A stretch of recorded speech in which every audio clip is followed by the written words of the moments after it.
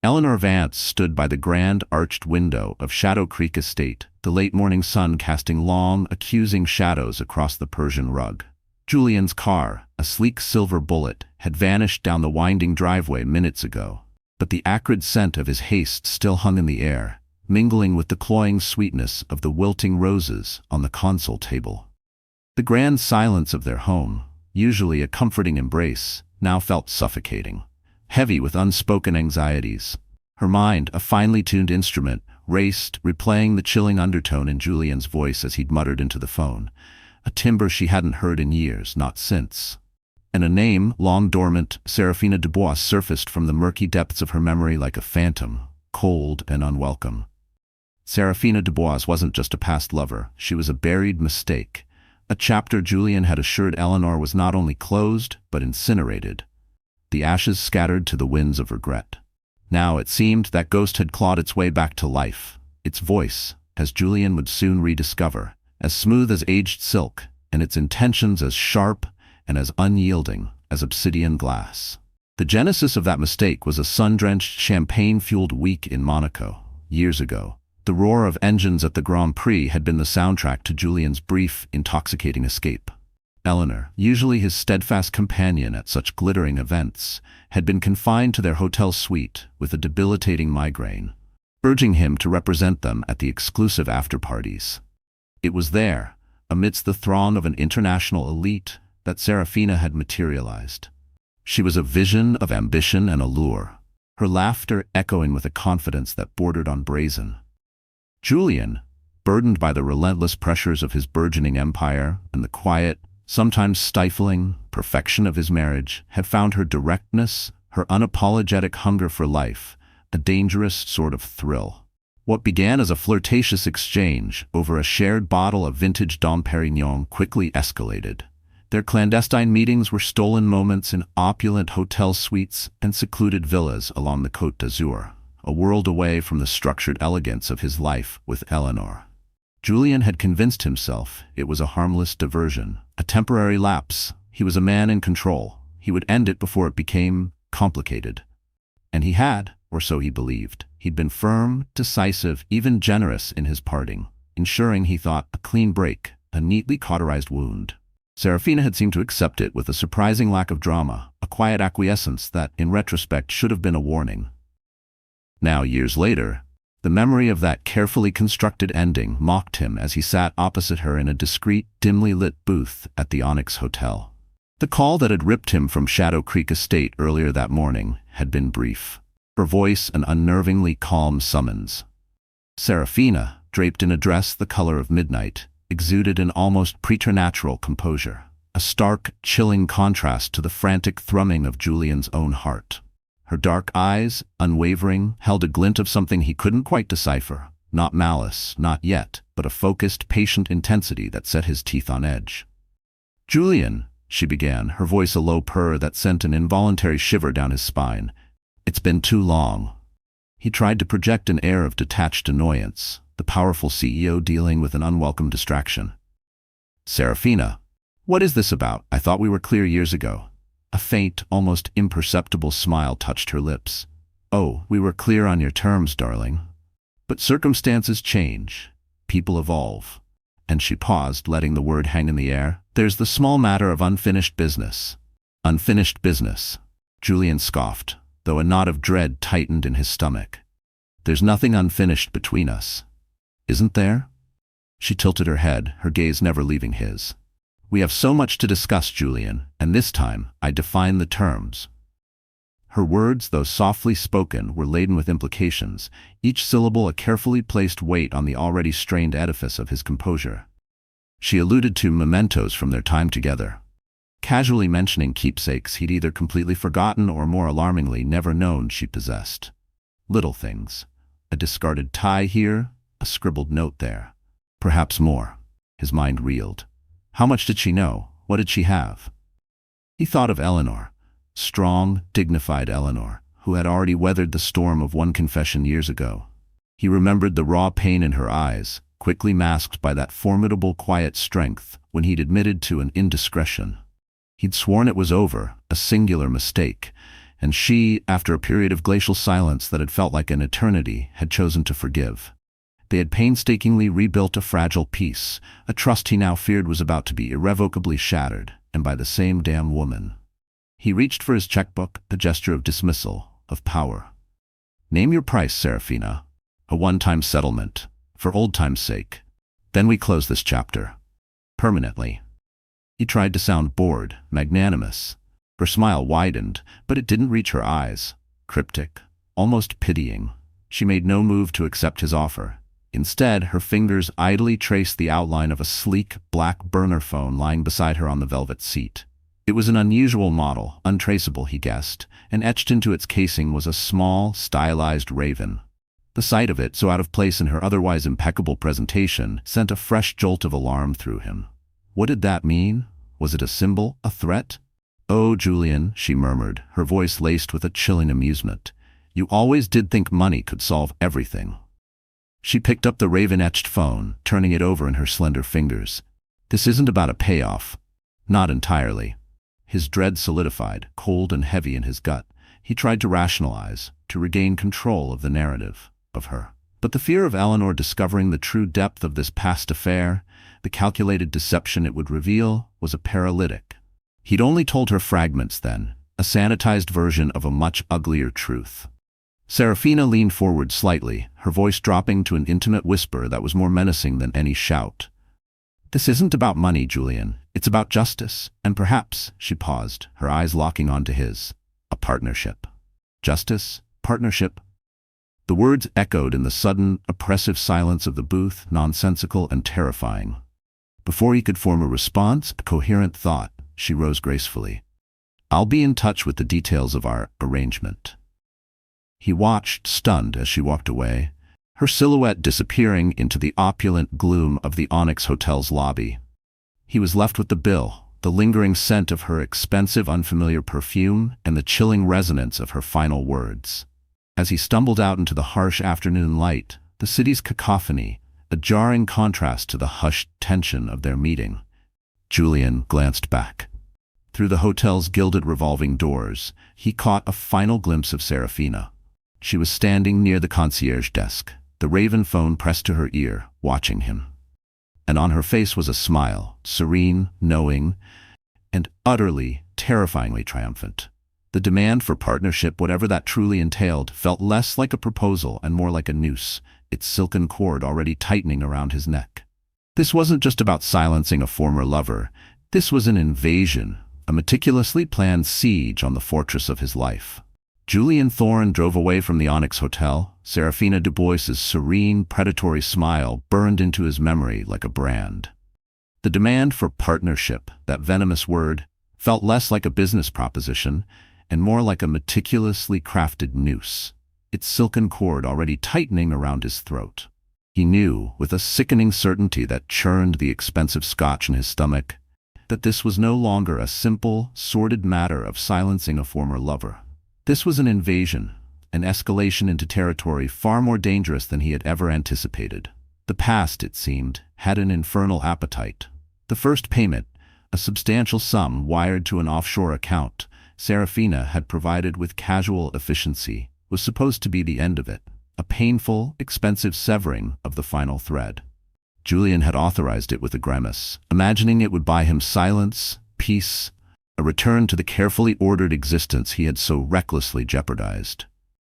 He couldn't have been more wrong. Instead, that first transfer bought Seraphina Dubois a seat at the table of his impending ruin, a down payment on his destruction. Her demands, initially couched in those vague terms of justice and partnership, soon sharpened, revealing their true, rapacious nature. During their next clandestine meeting, in a sterile, anonymous conference room she'd booked under an alias, Seraphina didn't bother with pleasantries. She produced a slim, leather-bound folder. Julian's blood ran cold. This wasn't filled with tear-stained love letters or compromising photographs from their Monaco tryst, the kind of sentimental leverage he might have half expected. No, this was something far more lethal. With a theatrical slowness, she slid printouts across the polished mahogany. Old emails, their timestamps mocking him from years past. Transaction details he'd barely recognized. Memos from the early, hungry days of Thorne Sterling Ventures, when he and Marcus Sterling were building their empire on ambition and, perhaps, a few ethically gray maneuvers. Nothing explicitly illegal, he told himself desperately, but enough to ignite a firestorm of speculation, enough to tarnish the pristine reputation he had cultivated with such painstaking care. He saw it then. This wasn't just about their affair. It was about his business, his legacy. Seraphina had dug deeper, unearthed secrets he thought were buried under years of success. An old, unresolved business scandal involving an overseas acquisition, one that had been quietly, expensively made to disappear. Or so he'd believed. The details were hazy, but the implications in Seraphina's curated selection of documents were chillingly clear. "You see, Julian," Seraphina said, her voice a silken threat, "our partnership will require a significant investment on your part. Consider it seed funding for my new ventures." Her eyes gleamed with an unnerving avarice. Desperation became Julian's unwelcome shadow. He started making covert payments, siphoning funds from less scrutinized subsidiary accounts, juggling figures in a frantic dance to appease her insatiable demands. The strain was immense. Sleep became a luxury he could rarely afford, his nights populated by a revolving cast of anxieties, and the secrets, the lies, they began to bleed into other areas of his life. Marcus Sterling, his oldest friend and the pragmatic, steady hand at Thorne Sterling Ventures, was the first to notice the financial irregularities. Large, unexplained transfers lacking the usual meticulous paper trail Julian was known for. During a late-night strategy session in Julian's office, surrounded by the silent sentinels of their shared success, framed industry awards, blueprints of landmark projects, Marcus finally confronted him. "Julian, what the hell is going on?" Marcus's voice was low, laced with a concern that quickly sharpened to suspicion. "These withdrawals, they don't add up. We don't make moves like this without full board knowledge. Certainly not without my knowledge." Julian forced a dismissive wave of his hand, feigning a nonchalance he was far from feeling. His tie suddenly felt too tight. "It's a sensitive acquisition, Marcus. Highly confidential. You know how these things are. Trust me." The words tasted like ash in his mouth. Lying to Marcus, the man who had stood by him through thick and thin, the co-architect of their dreams. It felt like another betrayal, another crack in the foundation of his world. Marcus's eyes narrowed. He wasn't easily fooled. A sensitive acquisition that requires draining discretionary funds with no oversight? Since when do we operate like that, Julian? We built this company on transparency, on mutual trust. His gaze was unwavering, searching. "If something's wrong, if you're in some kind of trouble, you tell me. We're partners, friends."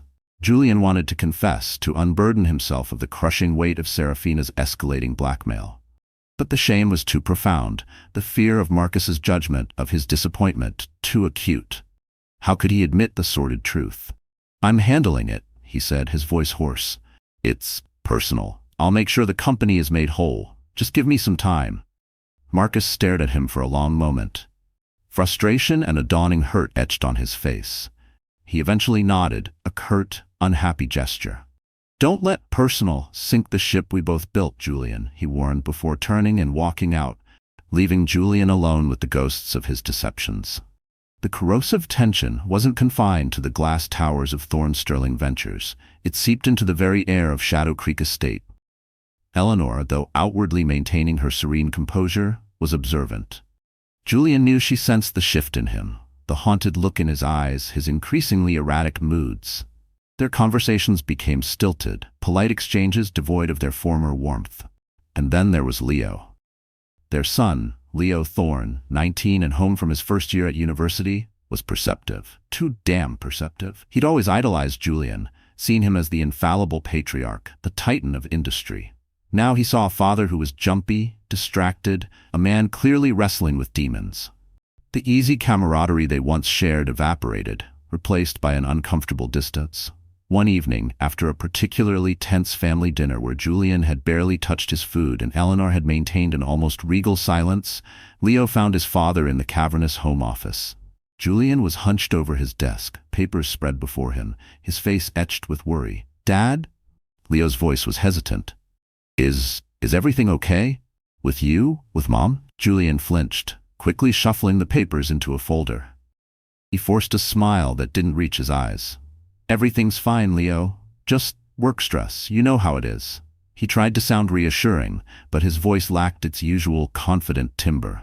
Leo didn't look convinced. He lingered for a moment, his young face troubled, before retreating, leaving Julian to his gnawing anxiety. What Julian didn't know was that Leo's unease had already led him to a devastating discovery. Days earlier, searching for a misplaced textbook in Julian's rarely used antique desk, Leo had stumbled upon a slim, unmarked flash drive. Curiosity, a trait inherited from his father, had gotten the better of him. The drive, cryptically labeled SD Confidential, contained copies of Seraphina's blackmail material. The emails, the damning financial trails, even a few scanned notes in Seraphina's elegant script. The truth, stark and ugly, had hit Leo with the force of a physical blow. His father, his hero, was entangled in something sordid and dangerous. The disillusionment was a bitter pill. He said nothing to either parent. How could he? But a chasm had opened between him and Julian, a cold expanse of unspoken knowledge and shattered trust. His interactions with Julian became clipped, his gaze averted. Feeling the walls closing in, Julian finally did what he should have done weeks ago. He consulted Alistair Finch, his shrewd, silver-haired lawyer, a man renowned for navigating the treacherous waters of high-stakes corporate litigation and even murkier personal scandals. In the hushed, book-lined sanctuary of Alistair's office, Julian laid out a heavily edited version of his predicament, omitting the true extent of the business-related leverage Seraphina held. Alistair listened impassively, his steepled fingers resting on his antique desk. "Paying a blackmailer, Julian," he said, his voice a dry rasp, "is like feeding a shark. It doesn't satisfy its hunger, it merely confirms you're a source of food. She will only want more." He then outlined the catastrophic risks to Julian's reputation, to Eleanor, and to the public image of Thorne Sterling Ventures if any of this became public. "You need to cut this off, Julian. Cleanly. But that might be impossible if she has legitimate leverage." As if on cue, just as Julian was absorbing Alistair's grim prognosis, a new layer of hell unfolded. An encrypted message appeared on his phone from an anonymous, untraceable source. "We know about Ms. Dubois, and we know about your payments to her. Our price for silence is considerably higher. Details to follow." A cold sweat broke out on Julian's brow. Double blackmail. He was caught in a vice, squeezed from two directions. His first, panicked thought was that Seraphina had an associate, that this was a coordinated attack. He arranged another tense, hurried meeting with her, this time in a crowded public park, the anonymity of the throng offering a perverse sort of privacy. He confronted her, his voice raw with accusation. "Who else knows, Seraphina? Who are you working with?" To his surprise, she seemed genuinely startled, her eyes widening in what looked like authentic shock. "I don't know what you're talking about, Julian. There's no one else. This is between you and me." Her indignant denial, the flicker of fear in her own eyes, was almost convincing. Was she that good an actress? Or had her dangerous game spun out of her control too? Had her files been stolen, her leverage duplicated by an even more shadowy opportunist? The realization hit him with brutal force. He was losing control, utterly, on all fronts. The escalating blackmail from Seraphina, the probing questions from Marcus, the chilling distance from Leo, Eleanor's unfathomable silence, and now this new anonymous phantom demanding its pound of flesh. That night, Julian sat alone in his dark study, the glow of his monitor illuminating his haunted face. The latest demand from the unknown blackmailer stared back at him, a sum that would cripple him, personally and professionally.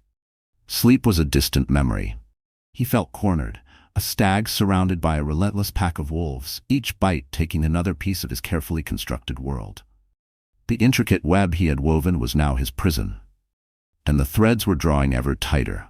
The anonymous demand glowed on Julian Thorne's monitor, another phantom tormentor in the self-made hell he now inhabited.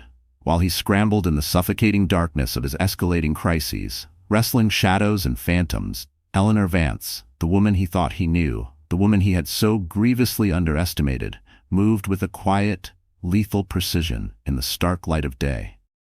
She wasn't preparing for a battle fought on his chaotic terms. Eleanor was sharpening her sword for a meticulously planned excision. Julian's increasingly erratic behavior had not gone unnoticed. The sleepless nights etched new lines of desperation around his eyes. His temper, usually so tightly controlled, now frayed easily. He was a ghost in their opulent home, preoccupied and jumpy. And Leo, their son, mirrored this unease, his usual warmth towards Julian, replaced by a chilling, accusatory distance that cut Eleanor to the quick. The carefully constructed facade of their family life was crumbling, and Eleanor, a woman of profound inner strength and steely resolve, would not stand idly by and watch it turn to dust.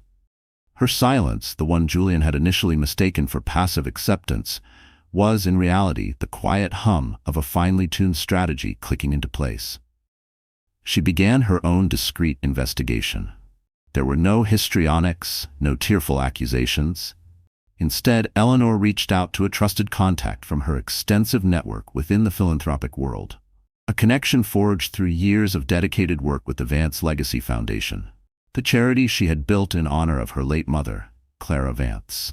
This contact led her to Isabelle "Izzy" Moreau, a private investigator renowned for her discretion, tenacity, and an almost preternatural ability to unearth secrets buried deep beneath layers of wealth and influence.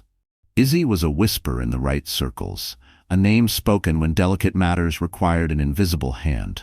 Izzy's initial reports were delivered in slim, unmarked envelopes, each one a fresh stab of pain for Eleanor. Sightings of Julian meeting Seraphina Dubois at the Onyx Hotel, at discreet restaurants, even a hushed conversation observed in a secluded alcove of a modern art gallery.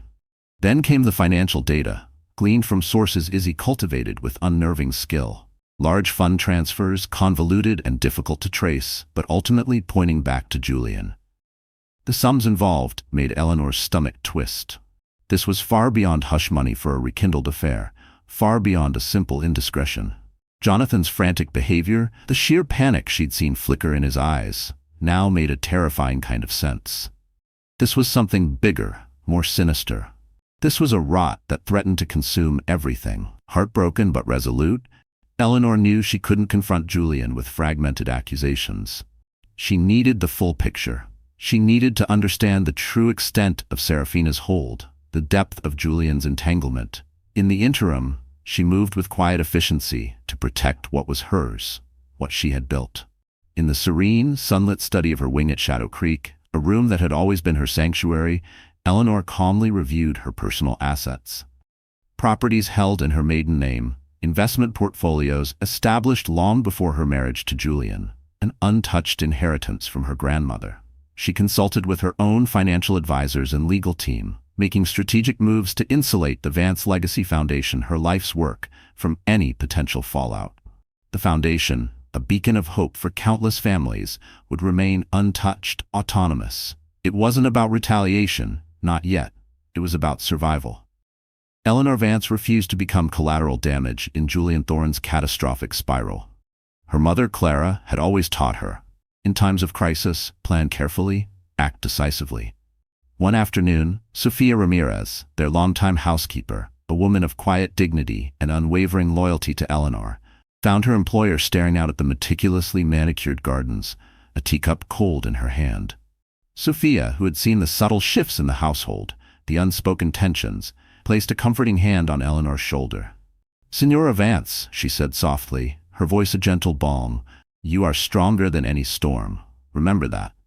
Eleanor offered a faint, grateful smile. Sophia's simple words, her steadfast presence, were a small anchor in the swirling chaos. The time for silent observation, however, was drawing to a close. Eleanor decided she needed to meet Seraphina Dubois.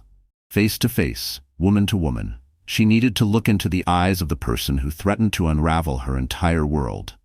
She informed Julian of her intention, her tone so devoid of emotion, so icily calm, that it frightened him more than any rage-fueled outburst could have.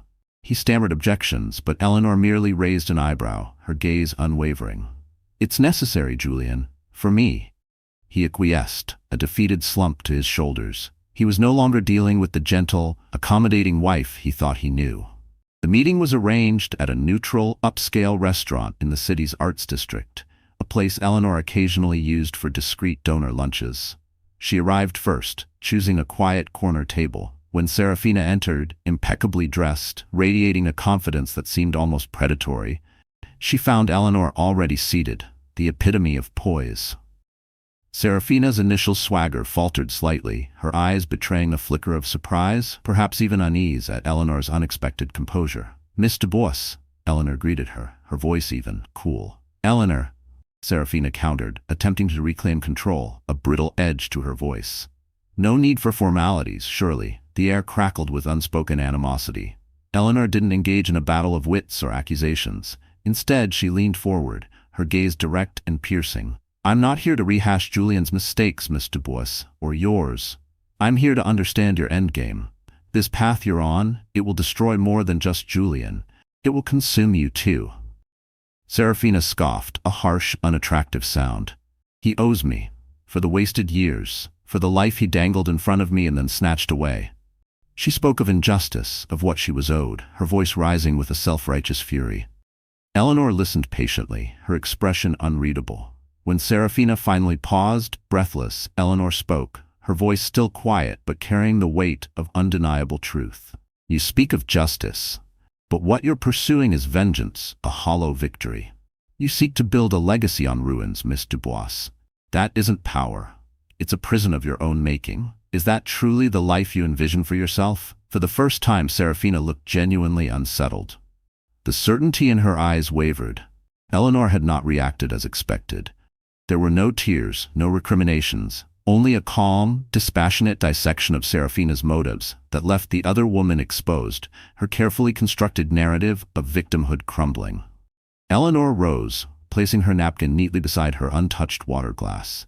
"Think about what you truly want, Miss Dubois, because this path, it leads only to more destruction."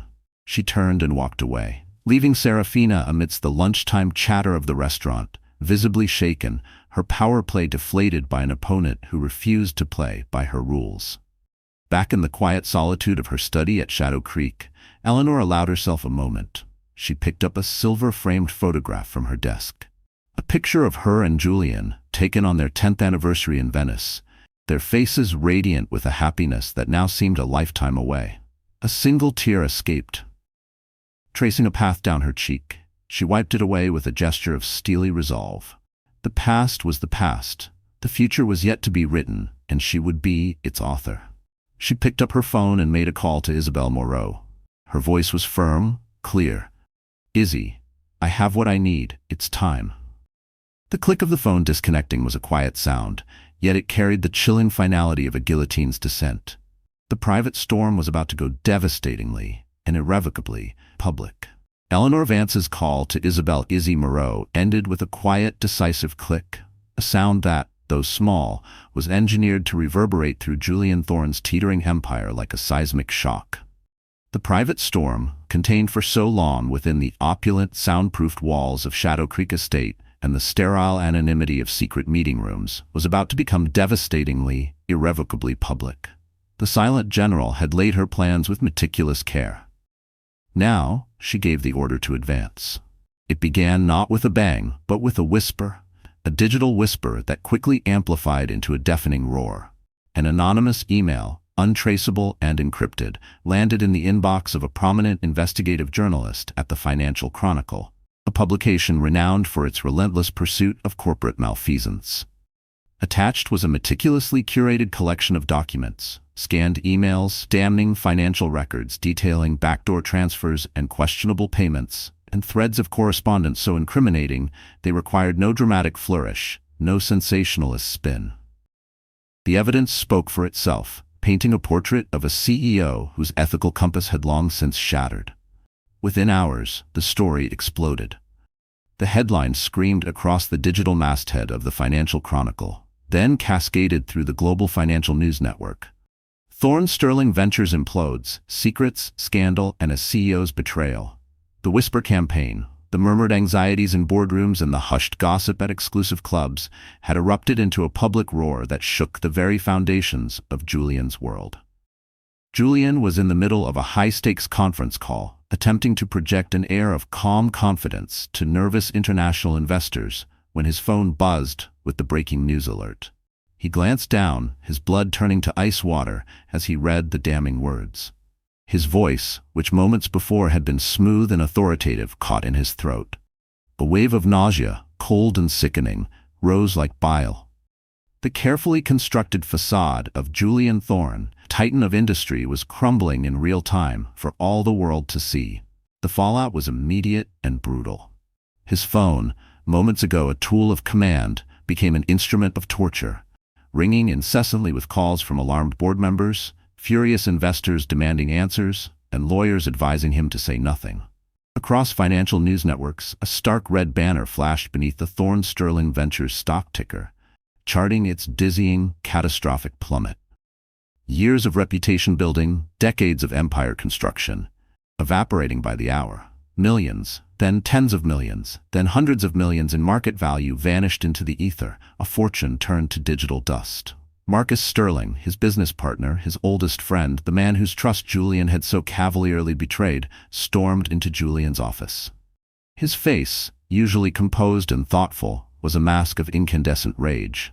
He didn't speak, he roared. He slammed a printed copy of the Financial Chronicle article onto Julian's expansive mahogany desk, the headline a stark indictment. "What the hell is this, Julian?" Marcus thundered, his voice shaking with a potent cocktail of fury and profound hurt. "You said it was personal. You said you'd fix it. You didn't say it was this. You didn't say it was criminal." The accusation hung in the air, heavy and irrefutable. Julian, pale and visibly shaken, could only stammer, I didn't know it would come to this, Marcus. The emails, Seraphina, they weren't supposed to surface." "But they did, Julian," Marcus snapped, his eyes blazing. "And now our entire company, everything we built, everything we bled for, is bleeding out because you couldn't keep your sordid secrets buried. You've ruined us, Julian. All of it." The pain of betrayal in Marcus's voice was a sharper blow than any market crash. Across town, in the serene east wing of Shadow Creek Estate, Eleanor Vance watched the news coverage unfold. She sat, not in her familiar study, but in the formal sitting room, a space rarely used, as if to mark the gravity of the occasion. The television screen flickered with images of panicked traders, stern-faced financial analysts dissecting her husband's downfall, and the imposing facade of Thorne Sterling Ventures headquarters, now besieged by a phalanx of news crews. The estate, once a symbol of their shared success, had become a battlefield of silence and shattered trust. She hadn't spoken a meaningful word to Julian in days, their interactions reduced to the barest, most frigid of necessities. Now, as she listened to the world pass judgment on the man she had once loved, the man who was the father of her child, she felt a complex, conflicting wave of emotions. A deep, aching heartbreak, a profound sense of loss, and yet, beneath it all, a quiet, steely vindication. She didn't gloat, she didn't weep. Her composure, as always, was a fortress. She simply stood, smoothed the skirt of her impeccably tailored dress, and began to gather her things. The time for waiting, for observing, was over.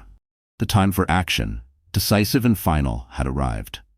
That evening, when Julian finally returned to Shadow Creek, a broken man stumbling through the wreckage of his life, he found Eleanor in the grand living room. The lights were low, casting long, mournful shadows. The air was heavy with a sense of finality, an unspoken elegy for their marriage. She sat in one of the high-backed armchairs, her posture regal, her expression unreadable. Two sleek, expensive suitcases stood by her side, silent testaments to her resolve. Leo, their son, stood near the fireplace, his back to Julian, his young shoulders slumped in a posture of profound disappointment and a pain that mirrored Eleanor's own. "Eleanor," Julian began, his voice a hoarse whisper. She didn't look up immediately. When she finally did, her eyes, usually so warm, were like chips of ice. "I've spoken with my attorneys, Julian," she said, her voice calm, devoid of accusation, yet carrying the chilling weight of a final judgment. "The Vance Legacy Foundation is secure. My personal assets are protected." She paused, then delivered the final blow. "Leo is staying with me. We'll be moving into the city townhouse, temporarily. You will remain here at Shadow Creek until further notice." Julian swallowed hard, the taste of ashes in his mouth. "Catherine? Eleanor, please." He took a tentative step towards her. "Don't go. I can fix this. I swear I can fix this." She finally met his gaze fully, and for the first time he saw a flicker of the deep pain she had so masterfully concealed. But her eyes were dry, her resolve absolute. "You broke us, Julian," she stated, her voice barely above a whisper, yet each word a precisely aimed dart. You took everything we built, our trust, our family, even our dignity, and you gambled it all away. For what? For a woman who blackmailed you into submission? For secrets you were too cowardly to confront? His voice cracked. I never meant to. I never wanted to hurt you or Leo. But you did it anyway, she interrupted, her voice still soft, yet cutting him to the core. Intent, Julian, doesn't undo betrayal. You chose deceit when you could have chosen truth. You chose silence when you should have spoken. Those were your choices. And these, she gestured to the suitcases to Leo's averted face, are the consequences. He sank to his knees before her, the full, crushing weight of the day, of the weeks of lies and fear, finally crashing down upon him. The titan of industry, the master of his universe, was reduced to a pleading, broken shell of a man. Tell me what to do, Eleanor. Tell me how to fix this. I'll do anything, anything. Eleanor looked at him then, a long, quiet moment of assessment.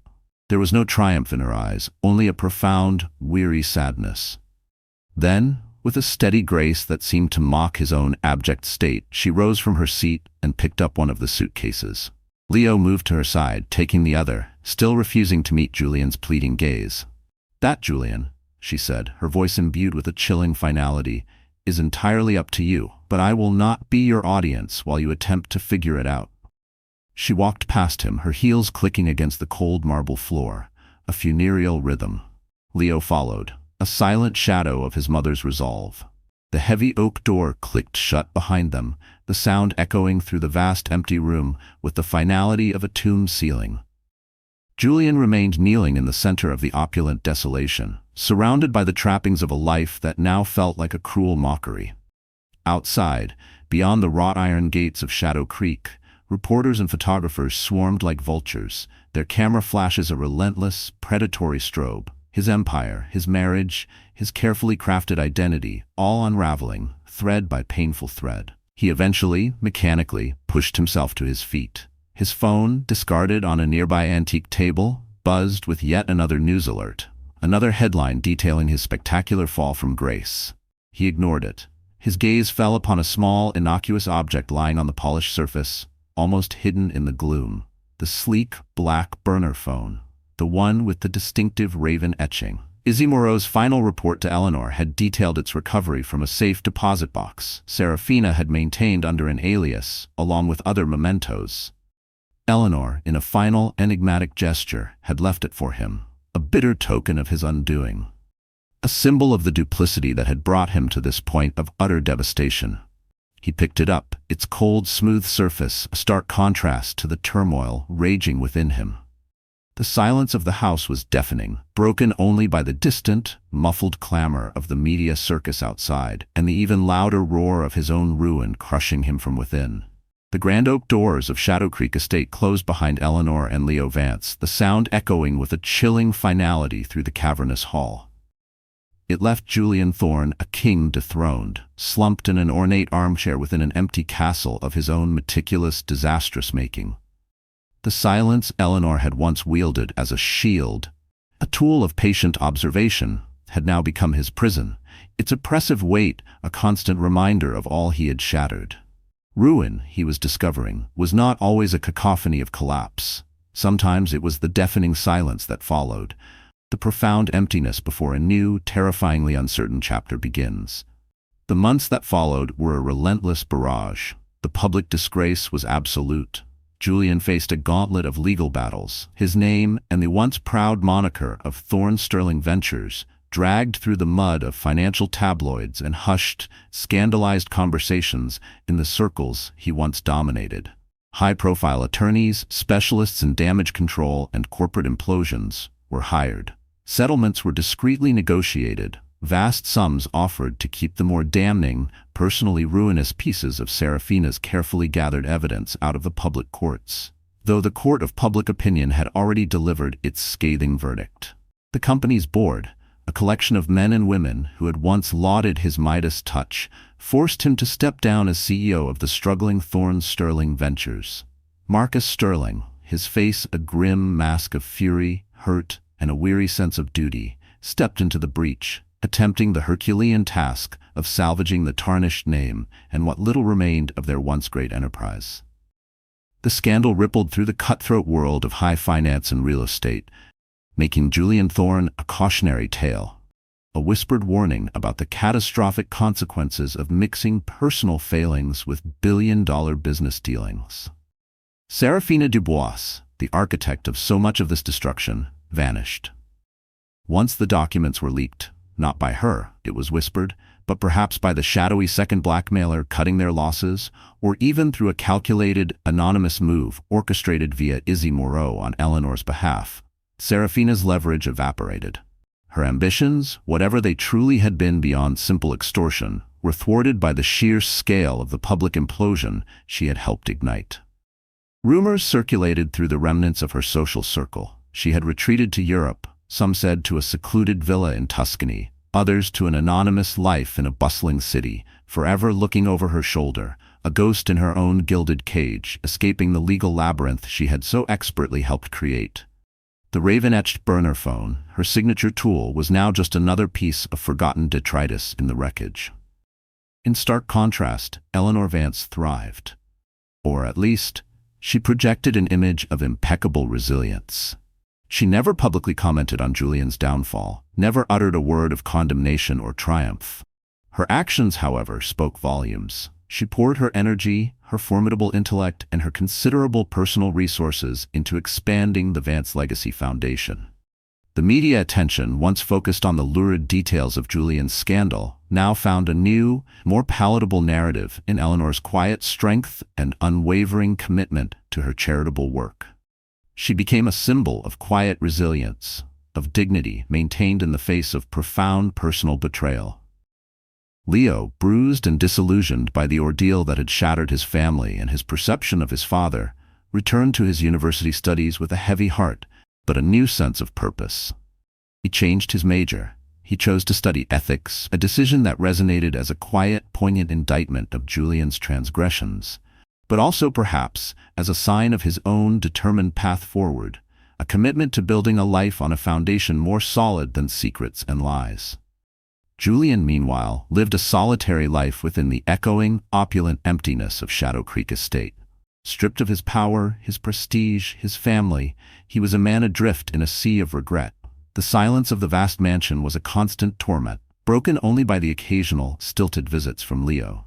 Their conversations were awkward, fraught with unspoken words and unresolved pain, yet within them lay a sliver of hope, a tentative, fragile bridge being built across a chasm of betrayal. Father and son, slowly, painstakingly, began to find common ground, not in shared triumphs, but in the bitter lessons learned from Julian's catastrophic errors. He and Eleanor remained separated. Divorce papers, drafted by her attorneys with cool precision, remained unfiled, locked away in a safe, their status an open question, a sword of Damocles hanging over Julian's uncertain future. Their relationship, once a cornerstone of his existence, now hovered in a state of profound limbo. Was there a path back?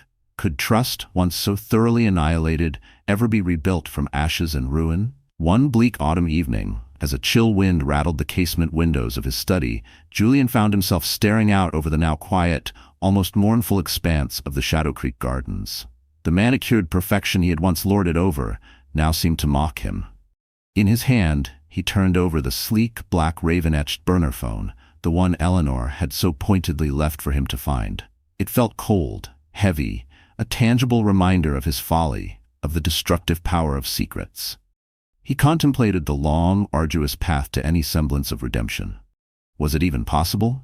Or do some betrayals, some choices leave scars too deep, too jagged to ever truly heal? The questions hung in the still, heavy air, offering no easy answers. He looked at his own phone, then back at the Raven device. Perhaps the first, uncertain step on that long journey was not to seek forgiveness, not yet, but simply to talk, to truly listen. He scrolled to Leo's number, his thumb hovering over the call button, a small, almost imperceptible tremor in his hand. The future was a vast, uncharted territory, and the echoes of the storm would follow him for a long, long time. Dear friend, in the quiet aftermath of Julian's choices, we're reminded of a brutal truth the Stoics often taught. Our past, no matter how carefully buried, always has a way of returning when we least expect it. Seraphina's reappearance wasn't just a threat, it was a consequence, long delayed, Life, like truth, cannot be outrun. And perhaps Eleanor's silence wasn't emptiness. It was a mirror, reflecting everything Julian refused to face. In times like these, let us remember, what matters most is not the storm we cause, but how we choose to stand in the wreckage. You may not control what arrives at your doorstep, but you can control how you face it. And that makes all the difference. We rise not by avoiding the fire, but by walking through it with our eyes wide open. If this story moved you, consider giving it a like, sharing it with someone who'd appreciate it, and subscribing to the channel for more. Every click helps us bring these emotional journeys to life.